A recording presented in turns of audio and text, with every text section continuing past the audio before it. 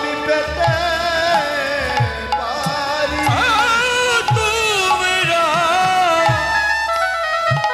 তোমরা দিলে গো আমি পেতে পারি তোমরা দিলে গো আমি পেতে পারি তোমরা দিলে গো পেতে পারি তোমরা কৃপা করো আমায় ভক্ত জনে একবার দিলে গো আমি পেতে পারি ওগো কৃপা করো গৌর ভগত জনে তোমরা দিলে গো পেতে পারি আমি ধন পাই যেন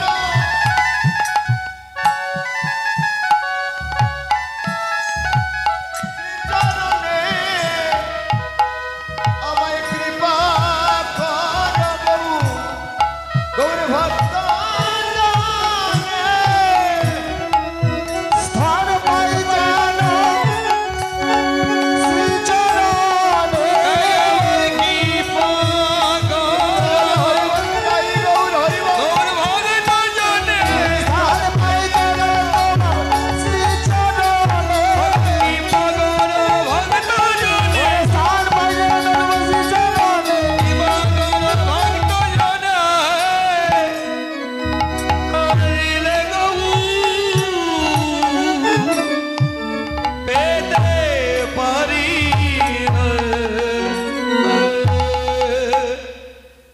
ওহে গৌর ভক্তগণ ওহে কৃষ্ণ অনুরাগী ভক্তগণ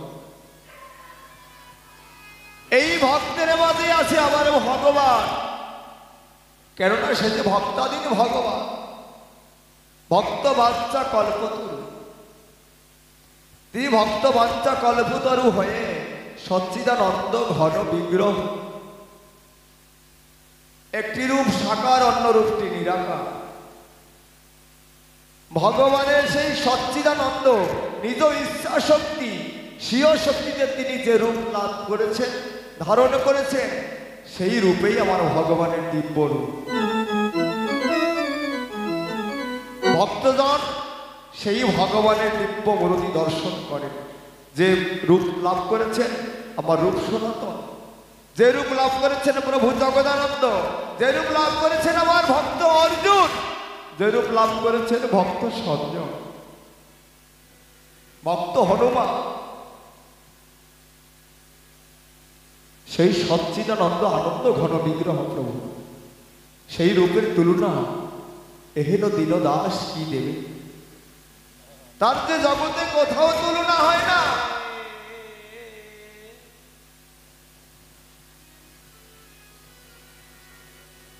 জগতে কোথাও তার তুলনা মিলে না পদকর্তা পদের ভাষায় বললেন দামিনী দম দমন রুচি দর্শন দর্শনে দূরে গেল দর্পকদাবো দরপগ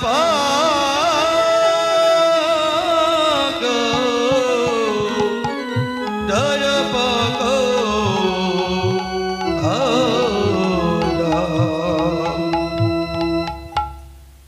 দামিনী এই রূপের পালা আস্বাদন অনেক গুজ্জাতি গুজ্জতম ব্যাপার যেজন রূপের অধিকারী হয় সেজন্যই কেবল জগতে মহারাস নিত্য রাসের গোপী হয়ে রাসের অধিকারী হয় স্বরূপে ভজনের রাসে রূপ অভিশাপ নিগুড় পিপাসা তথা ব্যাকুলতা এলো কপিভা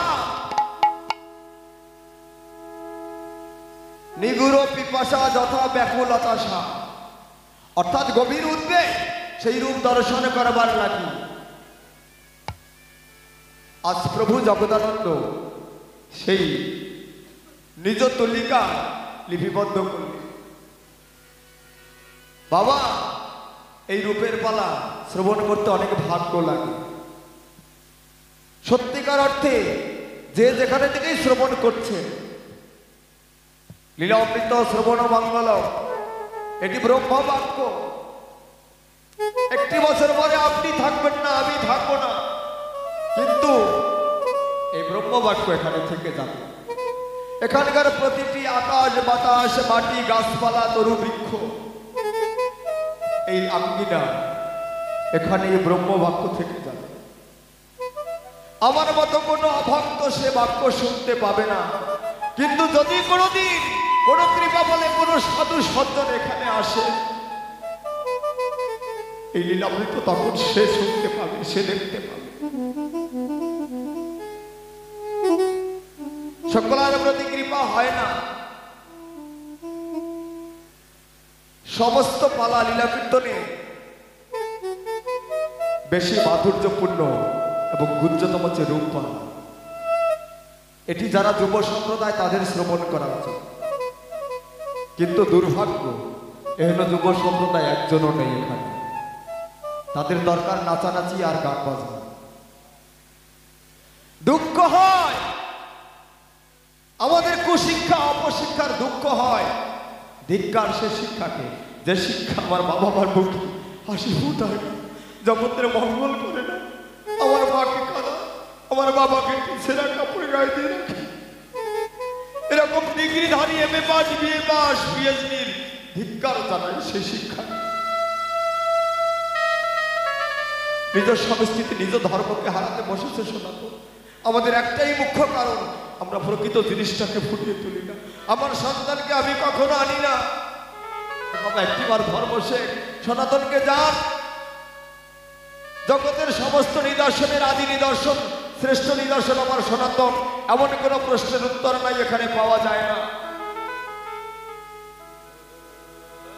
আধ্যাত্ম বিজ্ঞান, ধর্ম দর্শন, বিজ্ঞান, ম্যাথমেটিক্স, সায়েন্স সবকিছু আছে আমার এই সনাতনের মধ্যে পরিপূর্ণ ভাবে।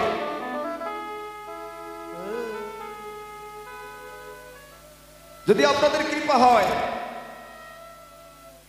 যদি কৃপা হয়, এই রূপের মধ্যে কোথায় কোথায় আমাদের সায়েন্সের ব্যবহার আছে, কোথায় কোথায় আমাদের লজিকের ব্যবহার আছে, দর্শন কোথায় আছে দেখিয়ে দেব। কিন্তু দুর্ভাগ্য, যাদের শ্রবণ করা উচিত, যাদের যুবক বয়সে এই ধর্মটাকে গ্রহণ করা উচিত, ভজন করা উচিত সঠিকভাবে, আমরা তা করছি না। মদ্য মাতাল হয়ে দুর্গা পূজায় থই থই করে নাচছি। কি লাভ হবে এভাবে কীর্তন শুনে, বলুন আপনারা?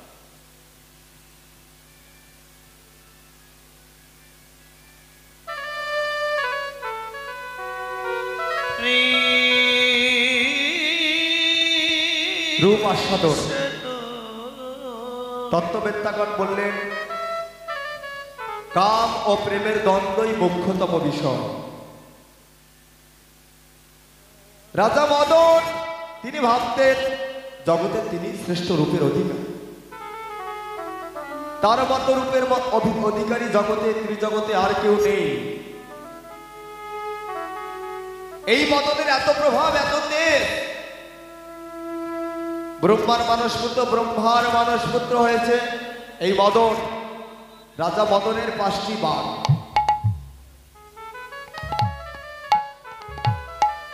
একটু খেয়াল করেন, শুনতে পাবেন।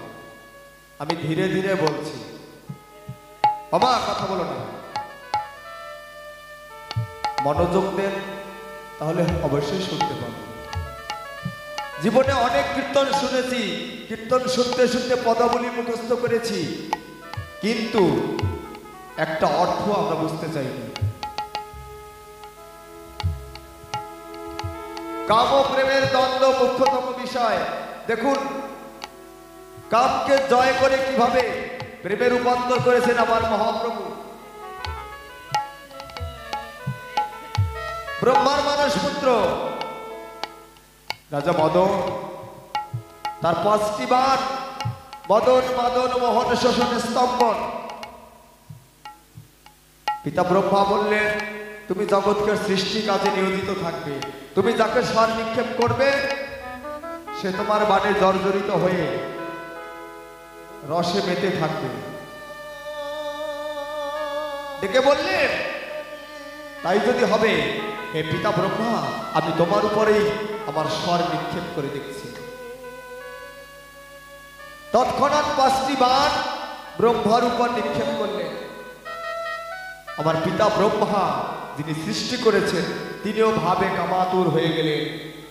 তাকেই দেখলেন পাশে নিজ কন্যা সন্ধ্যা অর্থাৎ সরস্বতী। সেই সরস্বতীর রূপে মোহিত হয়ে তার সাথে বিহারে মত্ত হয়ে গেলেন। দেখুন, যিনি ব্রহ্ম জ্ঞানের অধিকারী সে কামে কামাতুর হয়ে গেলেন। এ থেকে আমাদের কি শিক্ষা দেয়? আমাদের এই শিক্ষা দেয় যে আমরা যতই জ্ঞানের অধিকারী হই না কেন, আমরা কামের কাছে হেরে যাব। যদি কামকে আমরা প্রেমে পরিণত না করি, যদি ভক্তিতে রূপান্তর না করি, আমাদের কোনো ধর্মের কোনো ফল হবে না।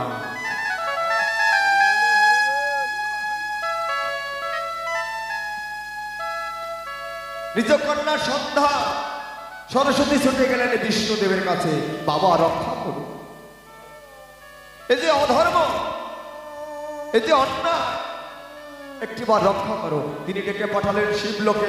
যাও শিবলোকে। শিবলোকের প্রহরী কালভৈরব সেনা।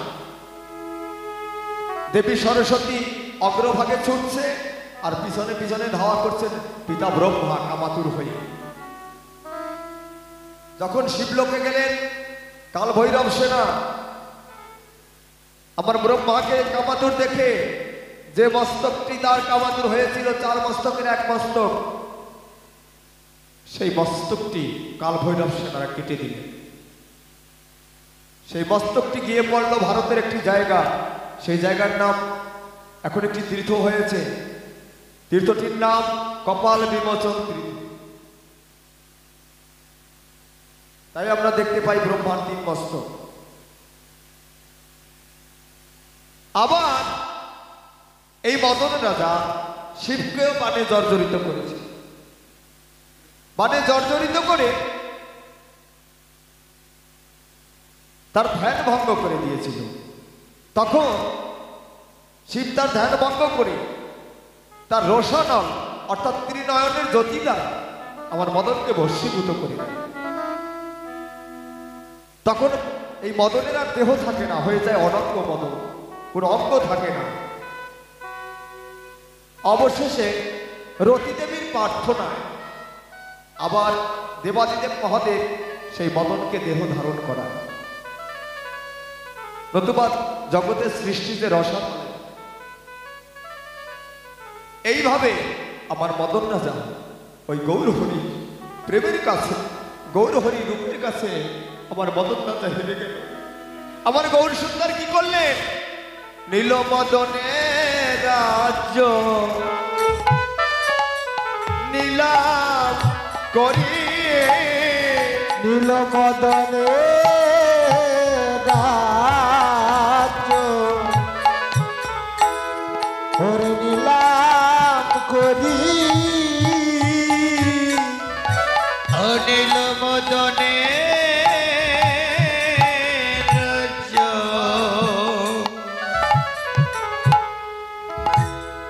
অগনিল করি,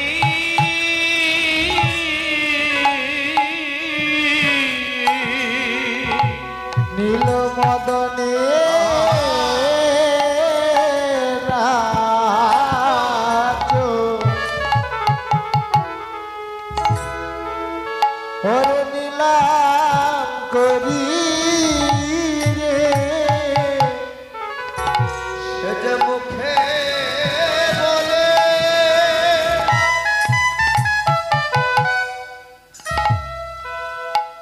হরি হরি, অনিল মদনের রাজ্য অগনীলা করি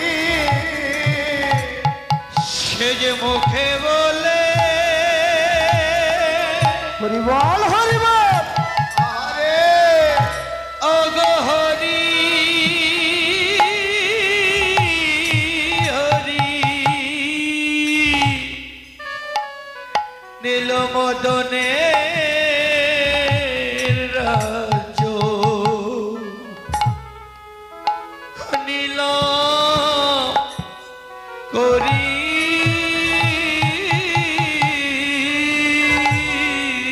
অগ পঞ্চতত্ত্ব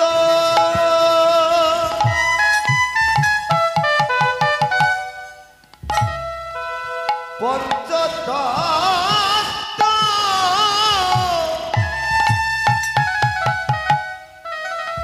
কিবা করে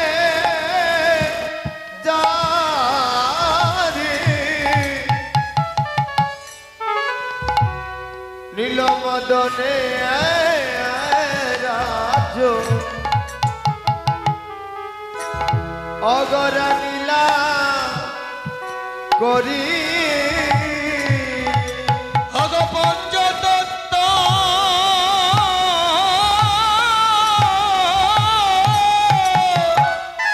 হরিবল হরিবল করে জারি নীল মদনে রাজ্য অগনীলা করি অগ পঞ্চতত্ত্ব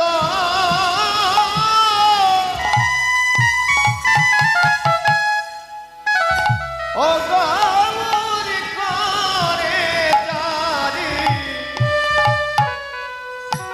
অনিল মদনে রাজ্য নীলাভ করি অগ পঞ্চতত্ত্ব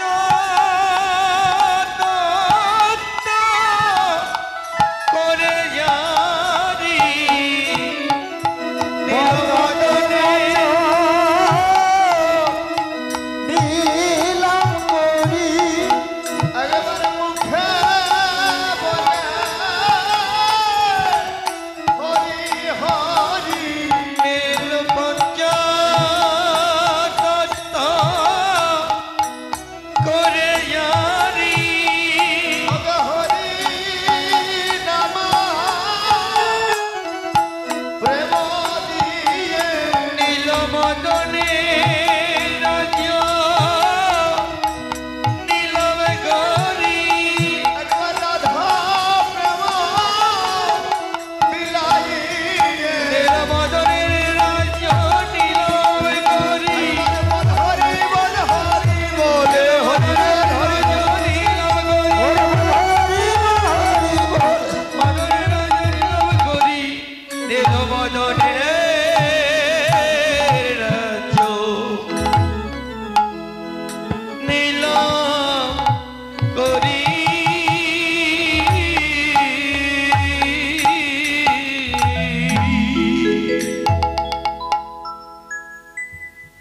এই মদনের রাজ্য আমার গৌর সুন্দর এইভাবে হরণ করে নিলেন। অর্থাৎ যেজন গৌর ভজে, গৌর নাম প্রেমে যেজন ডুবে থাকে,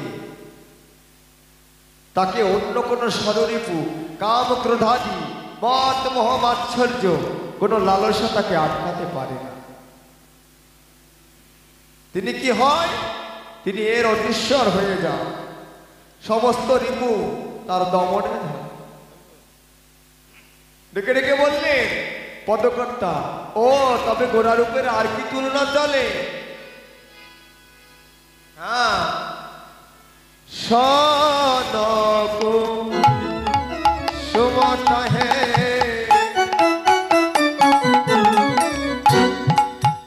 ও নগ গলিয়া রে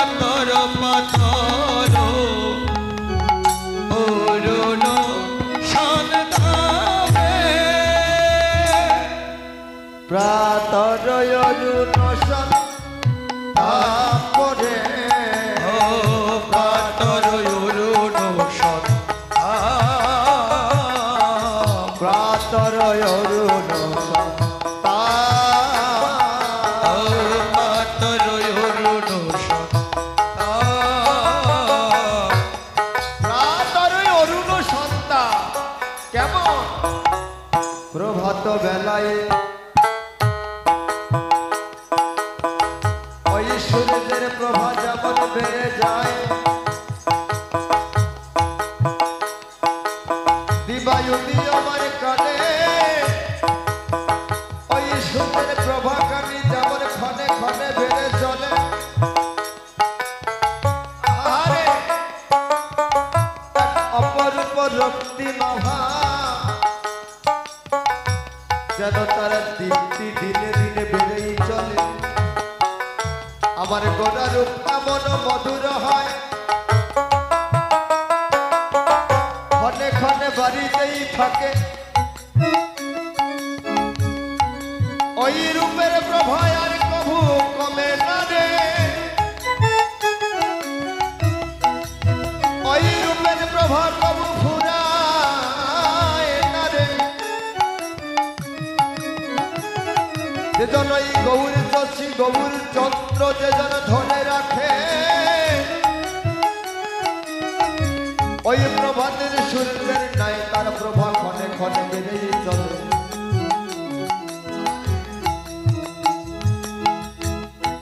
আবার ডেকে বললেন কেমন?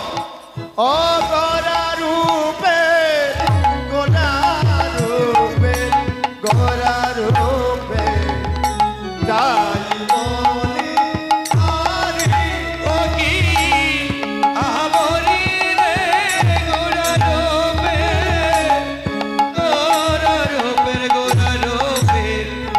যায় বলি আহারি আহামরি রে গোরা রূপে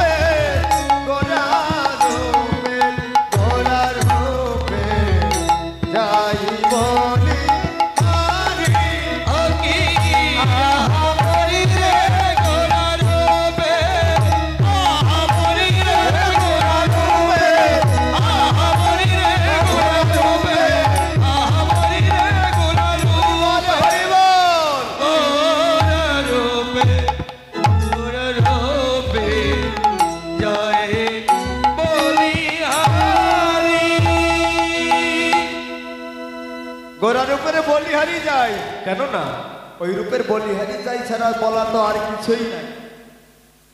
আমরা কি রূপের বর্ণনা দিতে পারি? কেননা যে পদার্থ জগতের যে বস্তু আমার গোড়া রূপের সাথে তুলনা করব, সবকিছুই গোড়া রূপের কাছে মলিন হবে। শত সহস্র সূর্যের প্রভা, বিদ্যুতের চমকানি যদি একত্র করি, প্রথম পদে বলেছে দামিনী দাম, অর্থাৎ সহস্র বিদ্যুতের জ্যোতিকে যদি একত্রিত করা যায়, তবু আবার সেই গোড়ারূপ দর্শনের যে স্পৃহা, সেই স্পৃহা কমে না। অর্থাৎ সহস্র বিদ্যুতের জ্যোতির তেজ তাও আমার গোড়ারূপের কাছে হেরে যায়। এই জন্য বলেছেন গোড়ারূপের যাই বলি হাই। ডেকে ডেকে বললে, ওরে স্বর্ণের উজ্জ্বল সুবর্ণ, তাও কি হয় জানো? সুবর্ণ বরণ মেরি নিজ কুবরণ, সুবরণ বরণ হেরি নিজ কুবরণ, সুবরণ সুবরণ সুবরণ বরণ হেরি নিজ কুবরণ। আরে বানিয়া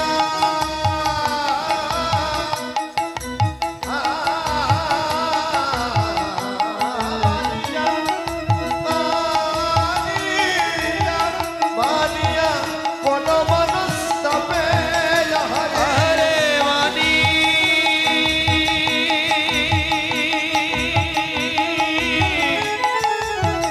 মানি আপন মন সবে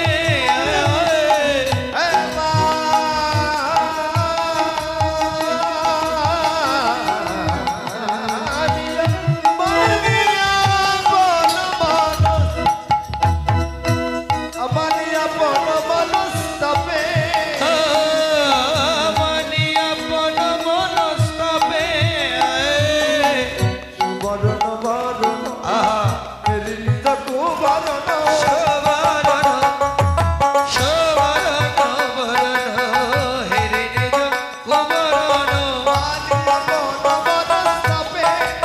আরে মানি আপন মন সবে সুবর্ণের বড় বড় মধুর মধুর, কিন্তু জয় রাধে, যাদের ভাগ্যে আছে তারাই পেল। জয় নিতাই। স্বর্ণ, যে স্বর্ণ মায়েরা পরিহিত করে থাকে সুন্দর দর্শনের জন্য, স্বর্ণের উপরে তো কোনো ধাতু হয় না। আমার গোড়ার উপরের কাছে সেই ধাতুও মলিন হয়ে গেল। কি করলেন? নিজ তনু জানি ভসম সম করাইতে, নিজ তনু জারি ভস্ম সম করাইতে, নিজ তনু জানি ভসম সম করাইতে, নিজ তনু জারি ভস্ম সম করাইতে। বৈঠল বৈঠল বৈঠল বৈঠল অনল সত্তা, ও বৈঠল বৈঠল বৈঠল বৈঠল অরণ সত্তা। নিজ তনু জানি ভসম সম করাইতে, নিজ তনু জারি ভস্ম সম করাইতে। বৈঠল অনল সত্তা। আরে বৈঠল অনল সত্তা। আমার গৌরব দর্শনের যে সত্তা, তা কি হয়? ক্ষণে ক্ষণে বেড়েই চলে। আবার ডেকে বললেন কি, এত তুলনা তো গোড়ারূপের সাথে চলে না। যা সম বিধি অধিক নাহি অনুভব,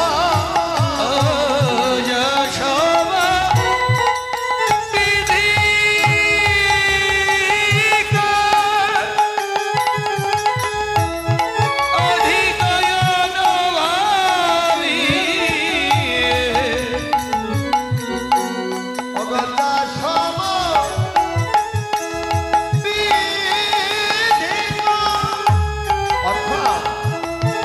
আমার যা যাই তার সাথে তুলনা দেওয়া চলে। অধিক নাহি অনুভব, তা বেশি অনুভবের নয়। কোনো কিছুই অনুভব করি তার সাথে পারা যায় না।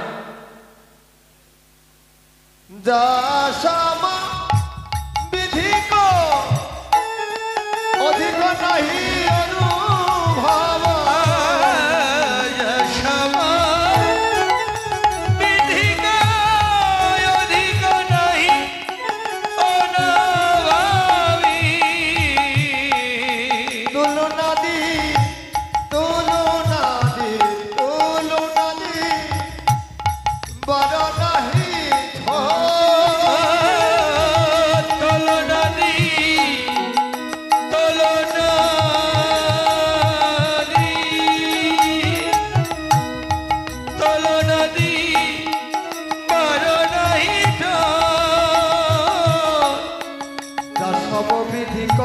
অধিক নাহি অনুভব।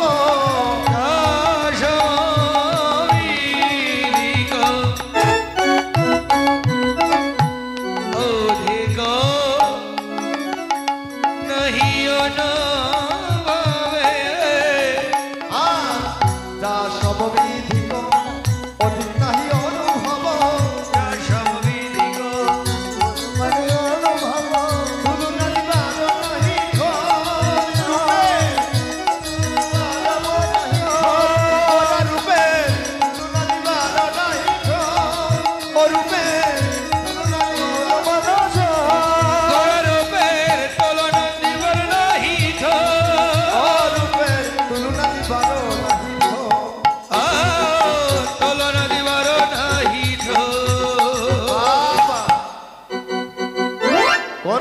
তুলনা চলে।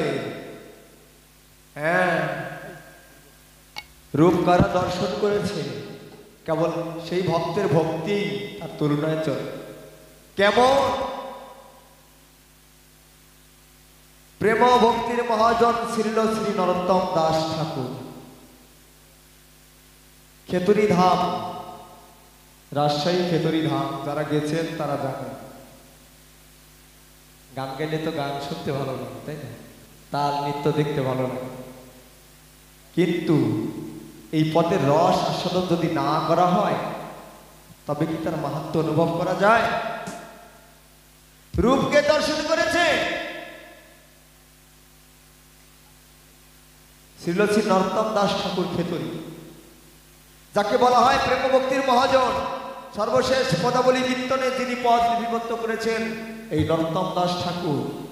তারপরে একজন করেছেন জগৎবন্ধু সুন্দর, কিন্তু তার পদ পদাবলীতে স্থান পায়নি এখন, কিন্তু ভক্তরা কীর্তন করে। বৈষ্ণব পদাবলীর মধ্যে অনেকেই করেছেন, রবীন্দ্রনাথ ঠাকুরও করেছেন, কিন্তু এখনো সেটি পদাবলীতে স্থান পায়নি। সেই প্রেম ভক্তির মহাজন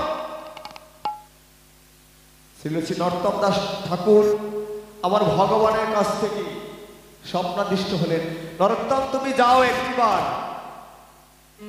তোমার যে গুরু আশ্রয় লাভ করতে হবে।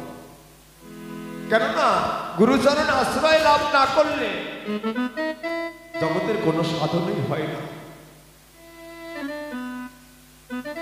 একটিবার যাও তোমার গুরুচরণে। কোথায়? শ্রী শ্রীল শ্রী লোকনাথ গোস্বামীর কাছে। আমার প্রভুর স্বপ্নাদেশ মতো তিনি ছুটে গেলেন ওই লোকনাথ গোস্বামীর আশ্রমে। আমা এই যে এদিকে ঘুরে বসে, এদিকে ঘুরে বসে, যদি বসে তাহলে এদিকে একটু কৃষ্ণমুখী হয়ে শ্রবণ করে, আর যদি কষ্ট হয় সারা গিয়ে বিশ্রাম করে। জয় রাধে রাধে, হরি বল। স্বাভাবিক ঘুম আসাটা স্বাভাবিক, সকলার দেহের উপর জোর কারণ রূপের বেলা একটু ক্লান্তি থাকে। হ্যাঁ, কষ্ট তো হবেই।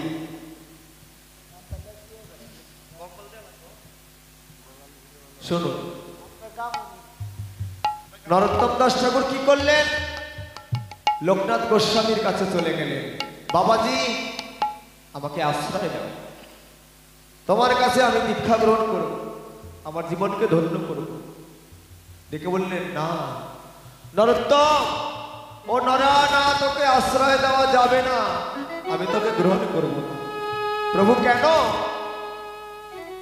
কতটা গুরু ভক্তি, দেখুন কতটা গুরু ভক্তি, কতটা গুরুতে নিষ্ঠা।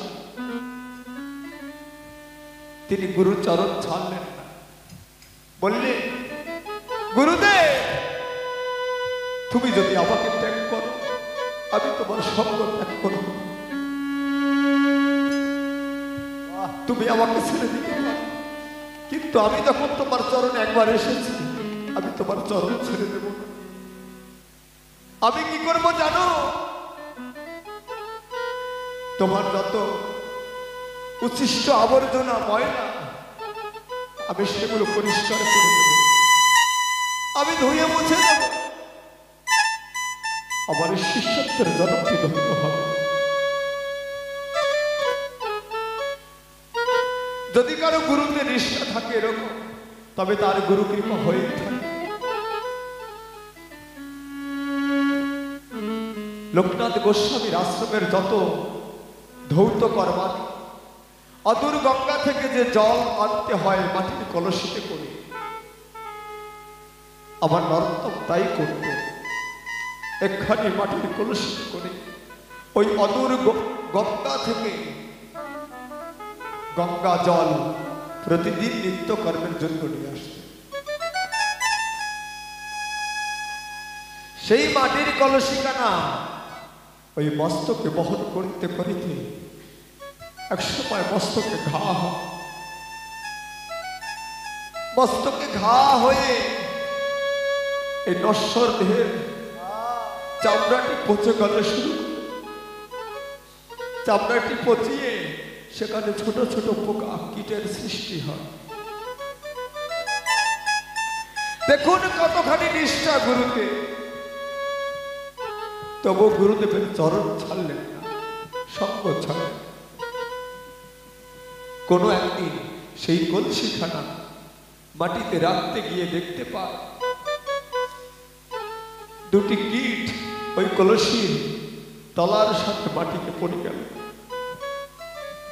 একই, তোরা না আমার মস্তকে জন্মেছিলি, তবে তোরা মাটিতে আসলি কেন?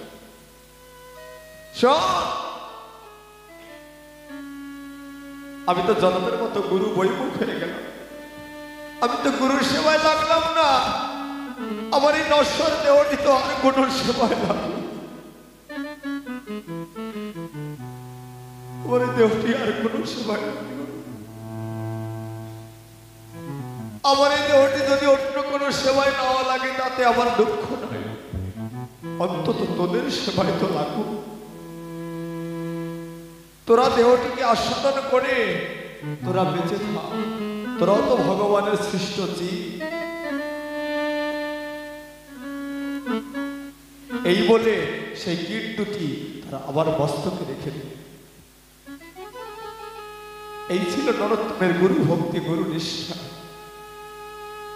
একদিন মন্দিরে লোকনাথ গোস্বামী আমার ভগবানকে সমস্ত ধূপ দীপ নৈবেদ্য প্রসাদ জ্বালিয়ে আমার ভগবানের গলায় একটি ফুলের মালা পরাতে যাচ্ছে। এমন সময় আমার নরোত্তম ঠাকুর বাহিরের দরজায় আগিনা থেকে দেখতে পায় আমার গুরুদেব কেন যেন ওই মালাটি আমার গোবিন্দের গলে পরাতে পারছে না, কেন যেন গোবিন্দের গলে সেই মালাটি পরাতে পারছে না। একই কেন? আমার নরোত্তম ঠাকুর দেখতে পেল ওই মালাটি আমার কৃষ্ণের চূড়া, সেই চতুর্ভুজ মূর্তি, সেই নারায়ণ মূর্তি চূড়াখানিতে বেঁধে যাচ্ছে। আমার লোকনাথ গোস্বামী মালাটি যতই উঁচু করে পরাতে যায়, মালাটি ততই চূড়োতে ঠেকে যাচ্ছে, কিন্তু গোসাই দেখতে পাচ্ছে না। আমার নরোত্তম অদূর থেকে সেই কৃপা লাভ করে দেখতে পেরে তার দিব্য দৃষ্টিতে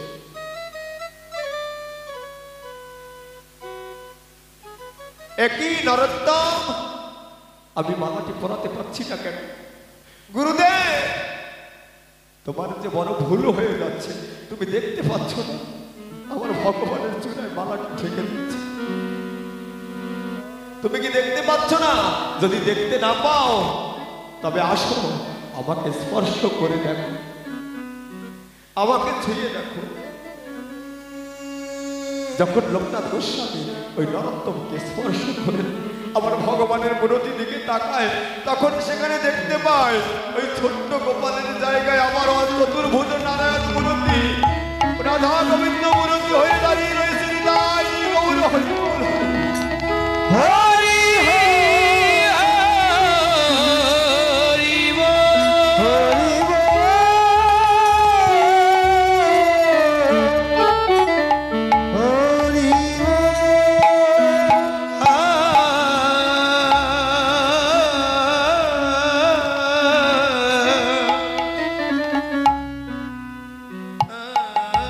এইরূপ দর্শনে করা মাত্রই ডেকে ডেকে বলছেন, ওরে ভক্ত, ওগো ওরে ভক্ত, একটিবার আয়, তোর মতো ভক্ত যেখানে আছে একটিবার আয়, আয় আয়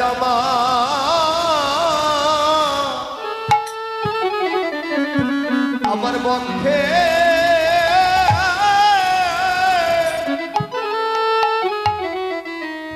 আমার বক্ষে আয় রে।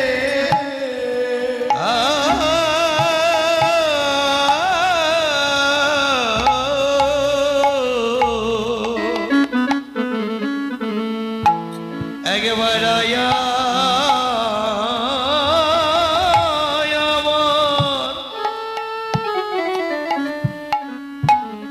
আমার পক্ষে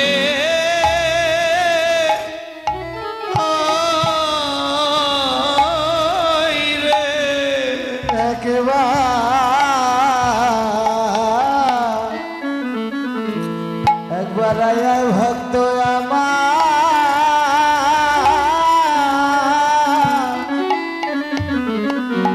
আমার ভক্তে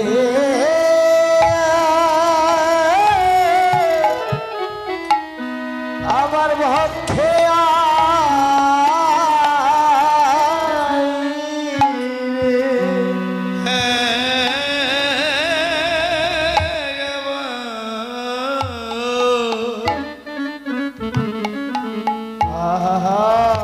একবার রে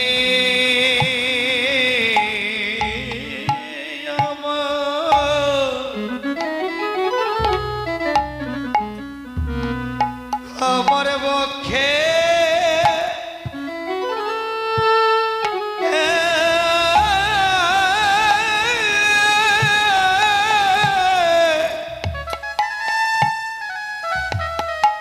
আমার পক্ষে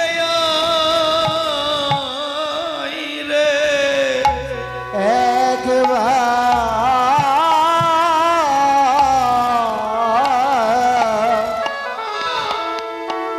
একবার আয় ভক্ত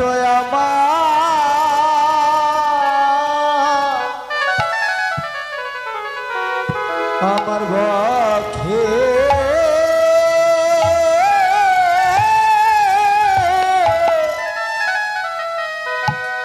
আমার পক্ষে আয় রে। অতর বক্ষে লয়ে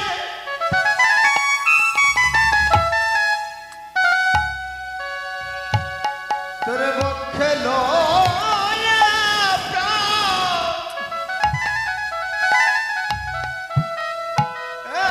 প্রাণ সীতা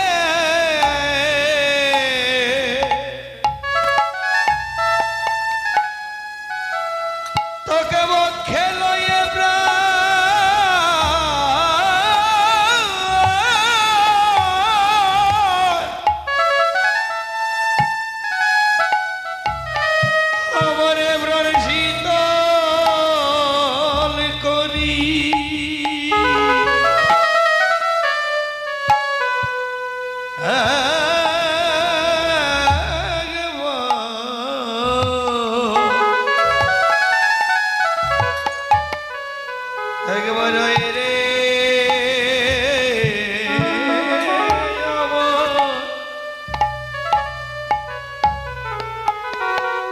আমার পক্ষে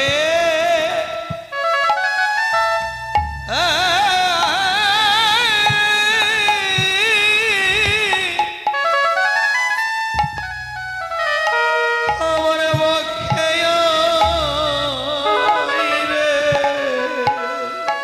তোরে বক্ষে লয়ে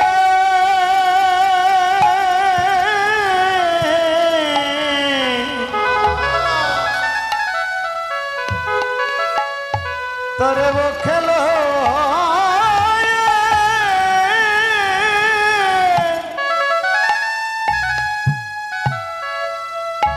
একটু নিষিদ্ধ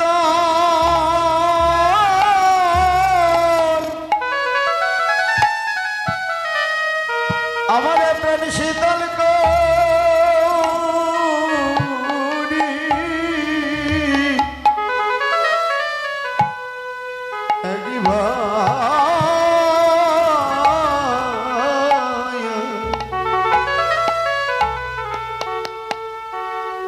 একবার আই রে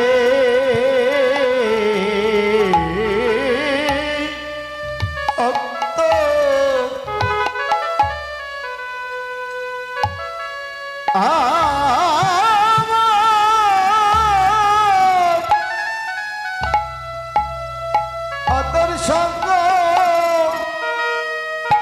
অতর সঙ্গ করি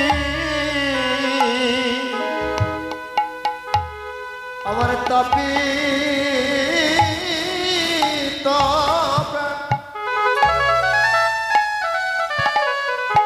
আমার শীতল হবে একবার আয় রে ভক্ত তোর সঙ্গ ওই আমার দাবি শীতল করি আয় রে ভক্ত তোর সঙ্গ করি আমার দুর্লভ জন্ম ধন্য করি একবার আয় রে ভক্ত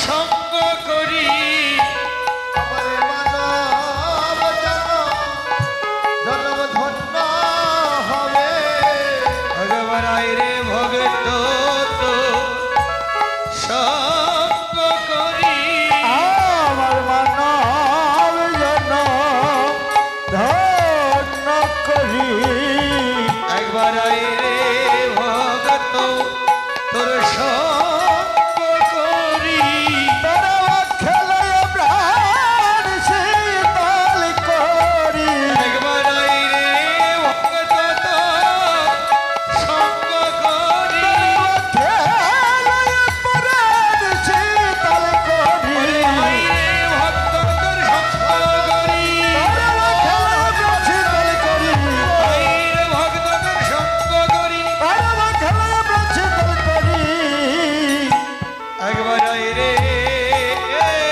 ভক্ত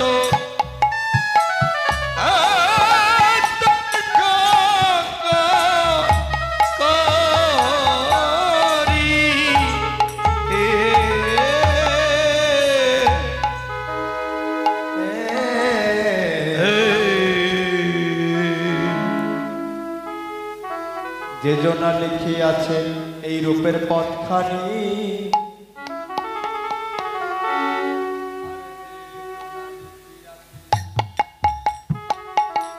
রূপের পথখানি পথখানি সুরে আর ছন্দে তার আমি দিতে চাই বাহানি আমি দিতে চাই বাহার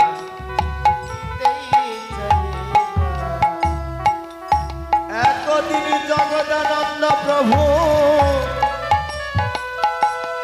আমার গৌর সন্নিধানে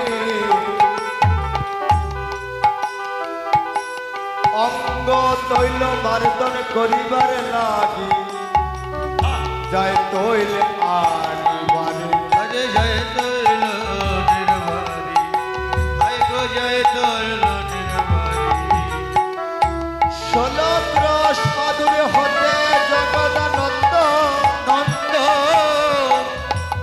সুগন্ধি তৈল আনিল তৈল ভণ্ড এনে আমার গৌর সম্মুখে রাখিল আগর সম্মুখে রাখিল অগো গৌর তুমি কৃপা করে একবার আমার কথা লও এই সুগন্ধি তৈল গায়ে মাখিয়ে আমার তাপিত প্রাণুর আমার মানব জন্ম ধন্য হবে যদি আমার সেবা লও